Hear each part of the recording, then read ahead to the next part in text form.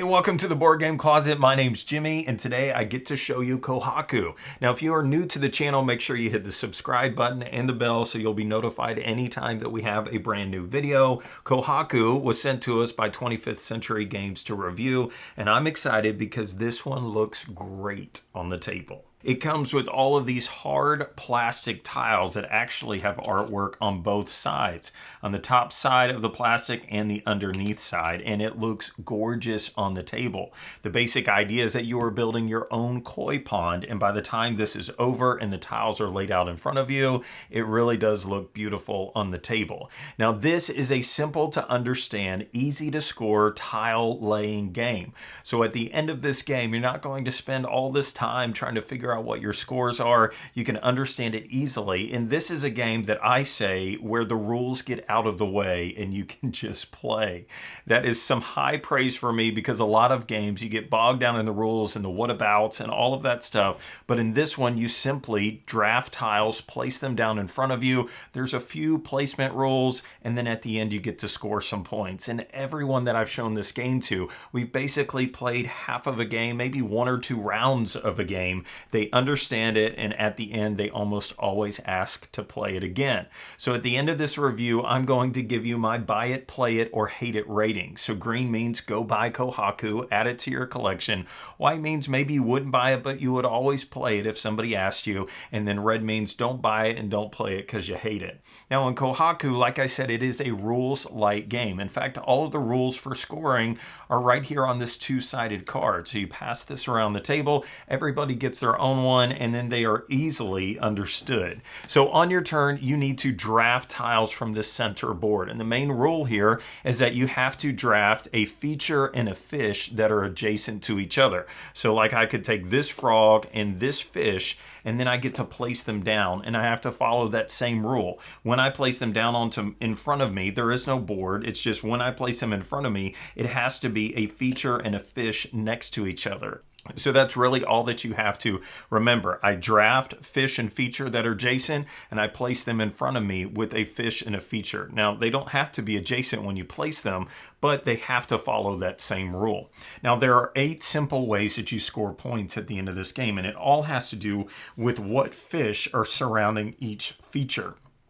So, I don't know if I want to get into all of them today, but basically the frog is looking for dragonflies that are around it. So when you draft this frog and you place him down into your koi pond, you're looking for all of the fish that are around it. And if they have dragonflies on them, you're going to get a point for each one.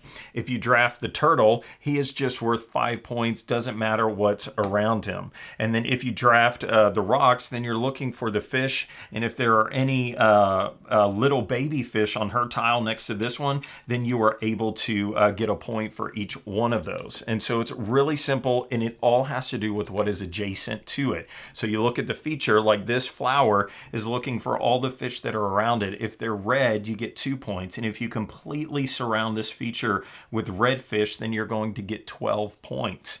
There's another tile here that has 2 colors on it. And so you're looking for fish that have either one of those colors on it. And then lastly, there is a butterfly that is now looking for fish in the row or column that it's on, and you'll get 2 points for every fish that matches that color. And then the last thing I believe is that there is little coins in some of the corners, and that is another incentive to maybe draft a tile because you get a point for each one. There are some other features in here that are these monument type things, and those allow you, if you get it completely surrounded, you'll get the most points. So it's like one side you get 1 point all the way up to 10 points. And so at the end of the game, you will have this koi pond in front of you with all these features. And the way that we simply score the game is just by flipping over each feature, adding up the points for that, and then you know that you've scored everything on your board. It's not confusing or difficult to even go back and recount again in case you think you got something messed up. So I really think the scoring on this one, this is just a smooth as butter scoring game. And I think that you're going going to love that, where the rules get out of the way and you can just play, and it is fun. Like I said, the components are great. It comes with a great insert. The quality of everything you get in the box is going to feel like a deluxe Kickstarter edition of the game, but this is all retail. And so I am so happy to tell you that if you went and picked up this game off the shelf today, that you will have the same things that I have in front of me, and that is always a big selling point. So, all right, that's Kohaku. I really enjoyed the game, and if you end up picking up this game, put it in the comments, let us know. If you have played this game, let us know what you think about it. And a big shout out to all of our Patreon supporters. If you would like to support the channel and make more videos like this possible, then click the link below, go to our Patreon and help support us. So thanks for watching The Board Game Closet.